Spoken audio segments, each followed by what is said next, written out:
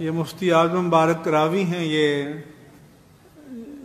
جنازے کے اگلی رات ان کے ہاں گئے تھے.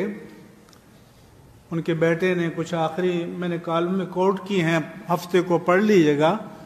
من جملہ باتوں میں سے یہ کہا کہ ابا جی ایسا نہ ہو کہ میں اور آپ خاموشی سے مدینہ شریف چلے جائیں.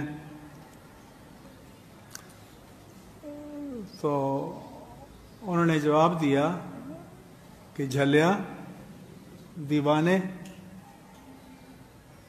میں کس منہ نال جاواں گا.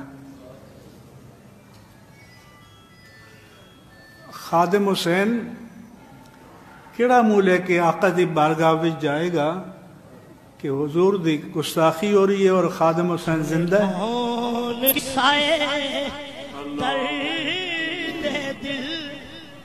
یہ خادم حسین تھا. اور